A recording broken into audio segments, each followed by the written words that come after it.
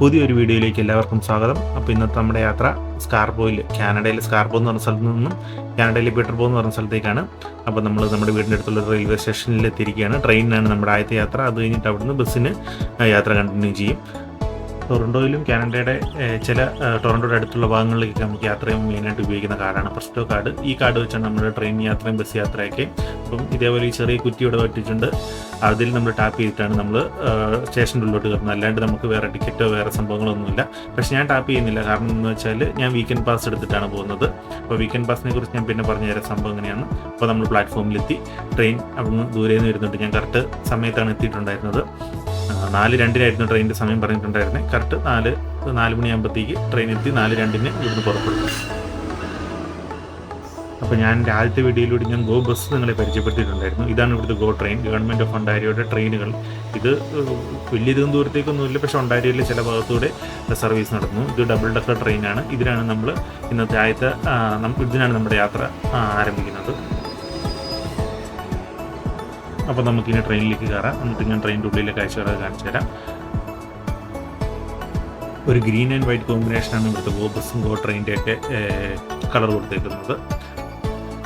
അപ്പോൾ നമ്മൾ ആദ്യം ട്രെയിനിൽ കയറി. താഴെ ഒരു സ്പേസ് കൊണ്ടിരിക്കാൻ, അതുപോലെ അതിൻ്റെ സെൻട്രൽ ഒരു ചെറിയൊരു സ്പേസ് ഉണ്ട്. അവിടെ കുറച്ച് പേർക്ക് ഇരിക്കാനുള്ള സൗകര്യമൊക്കെ ഉണ്ട്.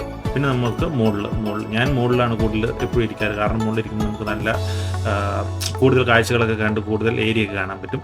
ഇപ്പോൾ ഒരു വീക്കെൻഡാണ്, ശനിയാഴ്ചയാണ് ഞാൻ ഈ യാത്ര ചെയ്യുന്നത്. അപ്പം ട്രെയിൻ വലിയ തിരക്കൊന്നുമില്ല. വീക്ക് ഡേയ്സിലാണെങ്കിൽ അത്യാവശ്യം നല്ല തിരക്കാണ്. അപ്പം ഞാൻ ബാഗിക്ക് ഇവിടെ വെച്ച് ഒരു സീറ്റിൽ ഇരുന്നു.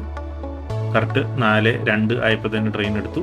അതൊക്കെ മൂവ് ചെയ്ത് തുടങ്ങി. അപ്പുറത്ത് വേറൊരു ട്രെയിൻ വന്ന് നടക്കുന്നത് നമുക്ക് കാണാം.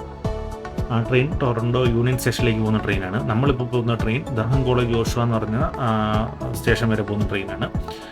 അപ്പോൾ ഞാൻ പറഞ്ഞതുപോലെ ഇന്നത്തെ യാത്ര പീറ്റർബോ എന്ന് പറഞ്ഞ സ്ഥലത്തേക്കാണ്. അവിടെ കുറച്ച് ഫ്രണ്ട്സ് ഉണ്ട്, അവരെ കാണണം. പിന്നെ പീറ്റർബോ ഒക്കെ ഒന്ന് കാണണം. അവിടുന്ന് അടുത്ത ദിവസം വന്നിട്ട് കാനഡയുടെ ക്യാപിറ്റലായിട്ടുള്ള ഒട്ടാവയിലേക്ക് പോകാനാണ് പ്ലാൻ ചെയ്തേക്കുന്നത്. ഇനി ഞാൻ വീക്കെൻഡ് പാസിനെ കുറിച്ച് പറയാം. ഇപ്പോൾ ഈ യാത്രയ്ക്ക് ടൊറൻറ്റോയിൽ നിന്ന് പീറ്റർബോ വരെ നോർമൽ ഒരു വീക്ക് ഡേയിലാണ് യാത്ര ചെയ്യുന്നതെങ്കിൽ എനിക്ക് $20 ടിക്കറ്റ് എടുക്കേണ്ടി വരും. അതായത് വൺ സൈഡ് $20 ടിക്കറ്റ് എടുക്കേണ്ടി വരും. പക്ഷേ വീക്കെൻഡ് പാസ് ഉണ്ടെങ്കിൽ നമുക്ക് $10 മതി. അതായത് നമുക്ക് ശനിയും ഞായറും പോകുമ്പോൾ അത് ഉപയോഗിക്കാം. പിന്നെ ഹോളിഡേയ്സിൽ വീക്കെൻഡ് പാസ് ഉപയോഗിക്കാം. അപ്പം അത് ഭയങ്കര ഒരു ലാഭമുള്ളൊരു പരിപാടിയാണ്. അതുകൊണ്ട് നമുക്ക് അവിടെ തന്നെ ഒരു $10 എടുത്ത് ലാഭിക്കാൻ പറ്റും.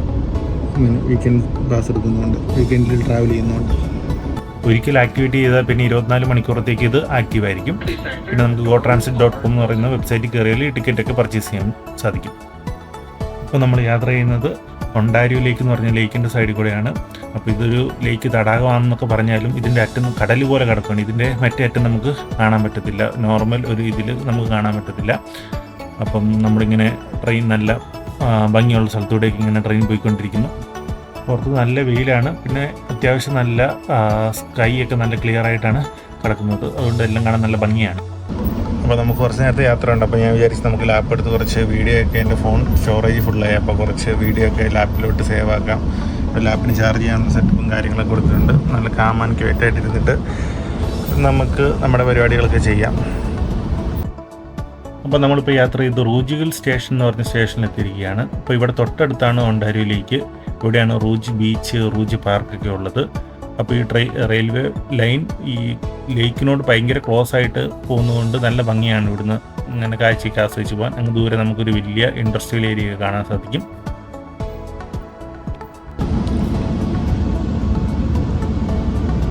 അപ്പോൾ നമ്മൾ പിക്കറിംഗ് എന്ന് പറഞ്ഞ സ്ഥലത്തെത്തി.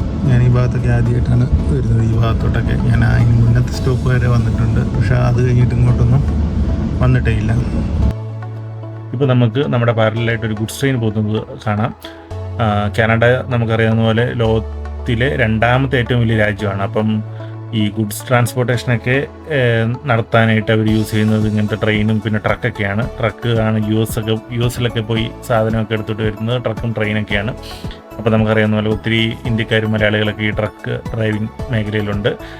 അപ്പോൾ നമ്മൾ ട്രെയിൻ സ്പീഡ് കൂട്ടി ഗുഡ്സ് ട്രെയിൻ ഓവർടേക്ക് ചെയ്ത് അങ്ങനെ അങ്ങ് പോകുന്നു. ഇപ്പോൾ ഇവിടെ ലെഫ്റ്റ് സൈഡായിട്ട് നമുക്ക് ഒണ്ടാരിയോ 401 എന്ന് പറഞ്ഞിട്ടുള്ള ഈ ഭാഗത്ത് ഏറ്റവും വലിയ, കാനഡയിൽ തന്നെ ഏറ്റവും വലിയ ഹൈവേ, ഞാൻ പറഞ്ഞിട്ടുള്ളത് പോലെ ഇതിനു മുന്നേ ഏറ്റവും ബിസിയസ് ആയിട്ടുള്ള ഒരു ഹൈവേ ആണ്. 10-20 ലൈനിങ് കണ്ടുണ്ട്. അപ്പോൾ നമ്മൾ ട്രെയിൻ വേറൊരു സ്റ്റേഷനിലേക്ക് വന്ന് കയറുന്നു.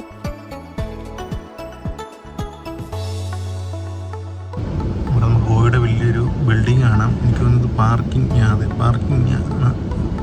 അതായത് ടൊറൻറ്റോയ്ക്കൊക്കെ ജോലിക്ക് പോകേണ്ടവർക്ക് ഇവിടെ കാറ് വെച്ച് പാർക്ക് ചെയ്തിട്ട് ജോലി കയറി പോകാം.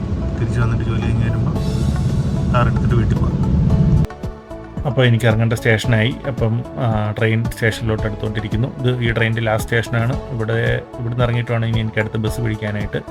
അതായത് ഞാനിപ്പം സ്കാർപ്പോ നിന്ന് കയറിയിട്ട് 1 മണിക്കൂർ യാത്ര ചെയ്യുമ്പോഴാണ് നമ്മൾ ഈ ദർഹം കോളേജ് ജോഷുവ എന്ന് പറഞ്ഞ സ്റ്റേഷനിൽ എത്തുന്നത്.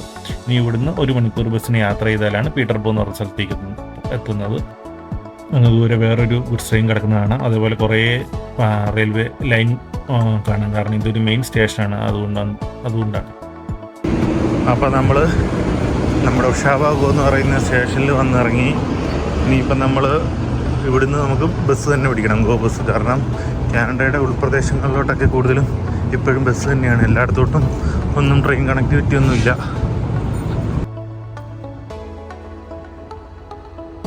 അപ്പോൾ ഈ ട്രെയിനൊക്കെ ഇനി തിരിച്ച് ടൊറൻറ്റോയ്ക്ക് വേറെ ഭാഗത്തേക്ക് പോകുന്നു. അങ്ങ് ദൂരെ നമുക്ക് വയാറയിൽ എന്ന് പറഞ്ഞിട്ടുള്ള മോൺട്രിയൽ ഒട്ടാവയ്ക്കൊക്കെ പോകുന്ന ട്രെയിൻ കാണാം. അതിലിനി നമ്മളൊരിക്കൽ യാത്ര ചെയ്യുമ്പം അതിൽ നിന്ന് വീഡിയോ ഒക്കെ എടുക്കുന്നതായിരിക്കും. ഇനി ഈ ബസ്സിനാണ് നമുക്ക് പോകേണ്ടത്. ഈ ബസ്സിനാണ് ഇനി നമ്മൾ പീറ്റർബോ എന്ന് പറഞ്ഞ സ്ഥലത്തേക്ക് പോകുന്നത്.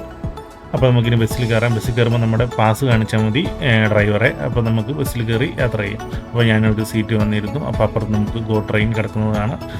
ഇനിയിപ്പോൾ ഞാൻ ബസ് യാത്രയൊന്നും അതൊന്നും കാണിച്ച് നിങ്ങളെ ബോറടിപ്പിക്കുന്നില്ല. എന്തെങ്കിലും നല്ലൊരു കാഴ്ചയൊക്കെ കണ്ട നിങ്ങളെ കാണിക്കാം. നമ്മുടെ ഗ്രാമപ്രദേശങ്ങളൊക്കെ നല്ല പച്ചപ്പ് വിരിച്ച് നിൽക്കുന്നു. അങ്ങ് ദൂരത്തായിട്ട് നമുക്ക് കുറേ വിൻഡ് മിൽസ് കാണാൻ സാധിക്കും. കാറ്റ് കൂടിയ പ്രദേശങ്ങളിലൊക്കെയാണ് ഇങ്ങനെ കുറേ വിൻഡ് മിൽസൊക്കെ അവിടെ സ്ഥാപിക്കുന്നത്. നമുക്ക് നാട്ടിലുമുണ്ട്. നമുക്ക് തമിഴ്നാട്ടിലൊക്കെ നമുക്ക് പോകുമ്പം നമുക്ക് കുറേ വിൻഡ് മിൽസ് ഒക്കെ കാണാം. സെയിം അതേ സംഭവം തന്നെയാണ് ഇവിടെ ഉള്ളത്. അപ്പോൾ യാത്ര ചെയ്ത് ഞാനിപ്പം പീറ്റർബോ എന്ന് പറഞ്ഞ സിറ്റിയിൽ ഏകദേശം എത്തിയിരിക്കുകയാണ്. അപ്പം ബസ് നമ്മുടെ സ്റ്റോപ്പിലെത്തി. ബസ് ഇറങ്ങി. എനിക്ക് തോന്നുന്നു ട്രെയിനിനേക്കാളും കൂടുതൽ ആൾക്കാർ ഈ ബസ്സിൻ്റെ അകത്തുണ്ടായിരുന്നു.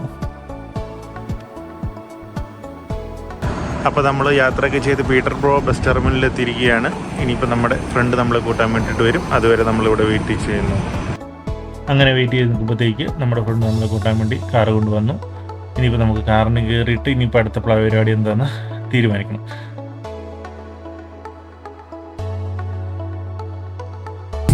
മീൻ പിടിക്കാൻ പോകണോ? ഇപ്പോഴോ? അവരുടെ മീൻ പിടിക്കാനുണ്ട്. അപ്പോൾ പറഞ്ഞ പോലെ അത് തന്നെ അവൻ്റെ ഫ്രണ്ട്സ് എവിടെയോ ഫിഷിങ് ചെയ്യുന്നുണ്ട്. അപ്പോൾ അങ്ങോട്ട് പോകാമെന്നുള്ള രീതി പറഞ്ഞു.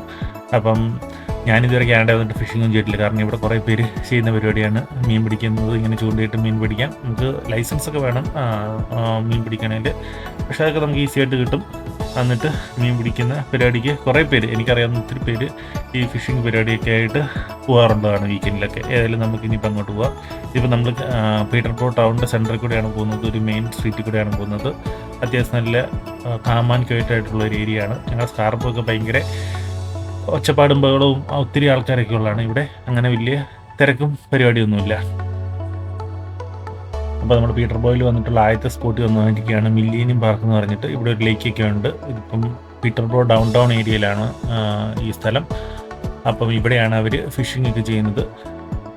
അപ്പോൾ ഇവിടെ ഫിഷിങ്ങിന് ഒത്തിരി റൂൾസൊക്കെ ഉണ്ടെന്ന് തോന്നുന്നു. കാരണം ഇന്ന മീനെ പിടിക്കാൻ പാടുള്ളൂ, പിന്നെ ചൂണ്ടയിട്ട് മാത്രമേ പിടിക്കാവുള്ളൂ, അങ്ങനെ വലയിട്ടൊന്നും പിടിക്കാൻ പാടില്ല, അങ്ങനെ എന്തൊക്കെയോ കാര്യങ്ങളൊക്കെ ഉണ്ട്.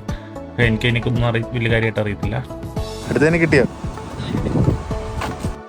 അപ്പോൾ അങ്ങനെ ഇരിക്കുമ്പോഴാണ് അവരൊരു വലിയ മീനെ പിടിച്ചുകൊണ്ട് വരുന്നുണ്ടത്. ഇതേപോലത്തെ ഒരു 3-4 എണ്ണത്തിനെ അവർ പിടിച്ച ആ ദിവസം. അപ്പോൾ അവരവിടെ ഫിഷിങ് പരിപാടിയൊക്കെ ആയിട്ടിരിക്കുന്നു. ഞാനപ്പോൾ ഈ പാർക്കൊക്കെ ഒന്ന് ചുറ്റി കാണാമെന്ന് വിചാരിച്ചിട്ട് ഇങ്ങനെ ചുമ്മാ നടക്കാൻ തുടങ്ങി. അപ്പം കുറച്ച് മുന്നോട്ട് നടന്നപ്പോഴാണ് നമുക്കിവിടെ ഒരു റെയിൽവേ പാലം കാണാം. അതേപോലെ തന്നെ ഇവിടെ ഒരു നമുക്ക് സൈക്കിളൊക്കെ ചവിട്ടിപ്പോകാൻ വേണ്ടി ഒരു ട്രയലിലോട്ട് പോകുന്ന ഒരു പാലം കാണാം. നല്ല ഭംഗിയുള്ള ഏരിയയൊക്കെയാണ്. അപ്പോൾ നമുക്കിനി ഈ റെയിൽവേ പാലം ക്രോസ് ചെയ്ത് അങ്ങ് അപ്പുറത്തും കുറേ ബോട്ടൊക്കെ കിടക്കുന്നതാണ്. അപ്പോൾ അങ്ങോട്ടൊക്കെ ഒന്ന് പോയിട്ട് വരാം. അപ്പോൾ ഇവിടെയൊക്കെ ആൾക്കാർക്ക് മിക്ക വീട്ടുകാർക്കൊക്കെ സ്വന്തമായിട്ടൊക്കെ ഒരു ബോട്ട് ഉണ്ടാകും. അവർ ഈ സമ്മർ ടൈമിൽ ഇങ്ങനെ ഈ ബോട്ടൊക്കെ എടുത്ത് തടാകത്തിൽ കൂടെയൊക്കെ ഇങ്ങനെ ഇറങ്ങാറുള്ളതാണ്. അപ്പോൾ നമ്മൾ റെയിൽവേ പാലത്തിലോട്ട് കയറി. ഇതിപ്പം കുറച്ച് പഴക്കമുള്ള ഒരു റെയിൽവേ പാലമാണ്. എനിക്ക് തോന്നുന്നു ഇതിപ്പം ഇതിൽ ട്രെയിലൊന്നും ഓടുന്നില്ലാത്തൊരു റെയിൽവേ പാലമാണെന്ന് തോന്നുന്നു. അപ്പോൾ നമ്മൾ നടന്ന് മറ്റേ ബോട്ടുകളൊക്കെ കിടക്കുന്ന സ്ഥലത്തേക്ക് എത്തി. അപ്പോൾ അവിടെ എനിക്കിപ്പോൾ തോന്നുന്നു ഇന്നും നാളെയൊക്കെ ആയിട്ട് ഇവിടെ അവധിയാണ്. പിന്നെ കാനഡ ഡേ വരുന്നുണ്ട്. അപ്പോൾ അതിൻ്റെ അവധികളാണ്. Canada day July 1. അപ്പം എല്ലാവരും അവധിയൊക്കെ ആയിട്ട് പുറത്തിറങ്ങിയിരിക്കുന്ന സമയം തോന്നുന്നു. നല്ല തിരക്കാണ്. മറ്റേ അവിടെ നമുക്ക് ദൂരെ നിന്ന് കാണാം അവിടെ നല്ല തിരക്കാന്നുള്ളത്. ഇവിടെ ഇഷ്ടംപോലെ ബോട്ടുകൾ കിടക്കുന്നു. അടുത്തേക്ക് എത്തിയപ്പോഴാണ് എനിക്ക് മനസ്സിലായത് അവിടെ വേറെന്തോ പ്രോഗ്രാം നടക്കുന്നുണ്ട്. അപ്പം ഈ പാർക്ക് കാണാൻ വേണ്ടി പാർക്കിൽ വന്ന ആൾക്കാർ മാത്രമല്ല, കാരണം ഇവിടെ കുറേ ഫുഡ് സ്റ്റാളുകളും എല്ലാം സെറ്റാക്കിയിട്ടുണ്ട്. അപ്പോൾ എന്തോ പരിപാടി നടക്കുന്നതിൻ്റെ ഭാഗമായിട്ട് ഇങ്ങനെ ഒത്തിരി ആൾക്കാർ വരുന്നതാണ്. പിന്നെ ഇതൊരു വീക്കെൻഡ് ടൈമും കൂടെ ആണല്ലോ. അപ്പം എന്താണ് പരിപാടി എന്ന് അറിയാൻ വേണ്ടിയിട്ട് ഞാനും അതിൻ്റെ ഉള്ളിലോട്ട് കയറി ചെന്നു.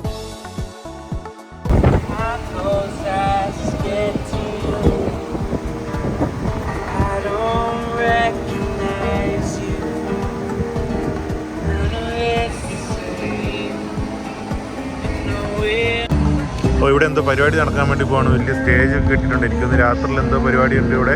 അപ്പോൾ ഇവിടെ പരിപാടി കാണാം. രാത്രി മീൻസ് കുറച്ച് കഴിയുമ്പോഴത്തേക്ക് തുടങ്ങുമായിരിക്കണം. അപ്പോൾ ഇവിടെ പരിപാടി നടക്കുന്ന പരിപാടി കാണാൻ വേണ്ടി ഇവിടെ കുറേ ആൾക്കാർ ഈ പാർക്കിൽ ഇങ്ങനെ ചെയറൊക്കെ ഇട്ട് വന്നിരിപ്പുണ്ട്.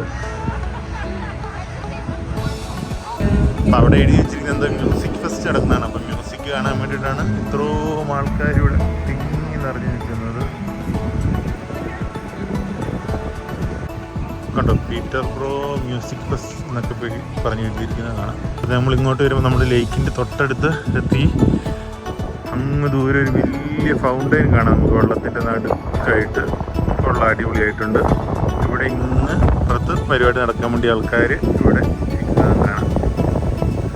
ലേക്കിൻ്റെ സൈഡിലായതുകൊണ്ട് നല്ല കാറ്റാണ്. അതുകൊണ്ടാണ് സൗണ്ട് ഭയങ്കര ബ്ലറായിട്ട് പോകുന്നത് ഇടയ്ക്ക്.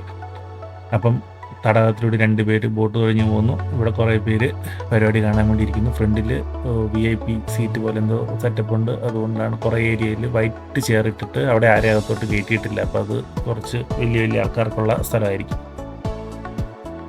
അപ്പോൾ ഞാൻ അത്യാവശ്യം അതിലേക്കൊന്ന് ചുറ്റിക്കറങ്ങി കണ്ടിട്ട് ഞാൻ തിരിച്ചിറങ്ങി അവിടുന്ന്. ഞാൻ മ്യൂസിക് ഫെസ്റ്റ് കാണാനൊന്നും നിൽക്കുന്നൊന്നുമില്ല, കാരണം നമുക്ക് വേറെ പരിപാടികളൊക്കെ ഉണ്ടല്ലോ. ഇപ്പോൾ ഇവിടെ സമയം ഏകദേശം 7 മണി 8 മണി ആ സമയമായിട്ടുണ്ട്.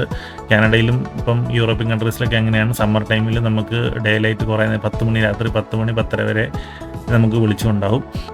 ഇനി നമ്മൾ പോകുന്നത് റിവർ വ്യൂ പാർക്ക് ആൻഡ് സൂ എന്ന് പറഞ്ഞൊരു സ്ഥലത്തേക്കാണ്. ഇവിടെ പീറ്റർ പോലെ തന്നെ തൊട്ടടുത്ത് തന്നെ ഉള്ളതാണ്. അപ്പോൾ ഇവിടെ ഒരു സൂ ആയിരുന്നു. പക്ഷേ ഇത് നമ്മൾ വന്നപ്പോഴത്തേക്ക് ഇത് ക്ലോസ്ഡ് ആയി. കാരണം ഇപ്പം 8 മണി സമയം കണ്ടായിരുന്നു ഞങ്ങളിവിടെ എത്തിയപ്പോഴത്തേക്ക്. അപ്പോഴത്തേക്ക് അത് ക്ലോസ് ആയി. പിന്നെ ഇതിൻ്റെ ചുറ്റുമുള്ളായിരുന്ന ഒരു പാർക്കിൽ ചുമ്മാ പോയി. അപ്പോൾ അവിടെ എഴുതി വെച്ചിട്ടുണ്ട് ഓപ്പൺ ഡെയിലി ഫ്രീ അഡ്മിഷനാണ്. ടൊറൻഡോ, അതായത് കാനഡയിലെ തന്നെ ഫ്രീ ആയിട്ട് അഡ്മിഷനുള്ള ഏക സൂ ഇതാന്നൊക്കെ പറഞ്ഞ് ഞാനിങ്ങനെ ഗൂഗിളിൽ കണ്ടു. അപ്പം നമ്മൾ ആ പാർക്കിൻ്റെ ഇതിൽ നടക്കുമ്പോൾ അവിടെ ഉണ്ട് ഇങ്ങനെ ലേക്ക്. നമ്മൾ പാർക്കിൽ കൂടെ കുറേ നേരം നടന്നു, കാഴ്ചകളൊക്കെ കണ്ട്. നല്ല അടിപൊളി പുൽമൈതാനമൊക്കെ നമുക്കിവിടെ കാണാം. ചെറുതായിട്ട് ഇരുട്ടായി തുടങ്ങിയിട്ടുണ്ട്. അപ്പോൾ നമ്മുടെ ഫ്രണ്ട് പറഞ്ഞു അവിടെ ഒരു ചെറിയൊരു ദ്വീപുണ്ട്, നമുക്ക് വേണം അതുകൂടെ കണ്ടിട്ട് പോകാമെന്ന്. അപ്പോൾ നമ്മൾ ദ്വീപിൻ്റെ അങ്ങോട്ട് പോകാമെന്ന് വിചാരിച്ചു. ദ്വീപിൻ്റെ പേരാണ് മഗ്ബിഡ്ജ് ഐലൻഡ്. അപ്പോൾ അതിൻ്റെ ചരിത്രമൊക്കെ അവിടെ എഴുതി വെച്ചിട്ടുണ്ട്. ഒരു ചെറിയൊരു വെള്ളത്താൽ ചുറ്റപ്പെട്ട ഒരു സ്ഥലം. അപ്പം നമുക്കൊരു 1 മിനിറ്റ് പോലും വേണ്ട മൊത്തം നമുക്ക് നടന്നിട്ട് വരാനായിട്ട്. അപ്പോൾ ഏതായാലും അതുകൂടെ ഒന്ന് നടന്ന് കണ്ടിട്ട് വരാമെന്ന് വിചാരിച്ചു. അപ്പോൾ അങ്ങനെ അവിടെ ചെല്ലുമ്പോൾ നമുക്ക് അങ്ങ് ദൂരെ എന്തോ ഒരു ഡാമോ എന്തോ ഒരു ഹൈഡ്രോ പ്രൊജക്റ്റിൻ്റെ ഭാഗമായിട്ടുള്ള എന്തോ ഒരു ബിൽഡിങ്ങൊക്കെ അങ്ങ് ദൂരെ കാണാമായിരുന്നു. നേരം പതുക്കി ഇരുട്ടി തുടങ്ങി. ഇനി നമുക്ക് നേരെ ഫ്രണ്ടിൻ്റെ വീട്ടിലേക്ക് പോകാം. ഇനി അവിടെ പോയി റെസ്റ്റൊക്കെ എടുത്ത് നാളെ ഒട്ടാവയ്ക്ക് പോകണം. അപ്പോൾ ഒട്ടാവ വീഡിയോ ആയിട്ട് നമുക്ക് വേറൊരു ദിവസം കാണാം. അതുവരെ ബൈ.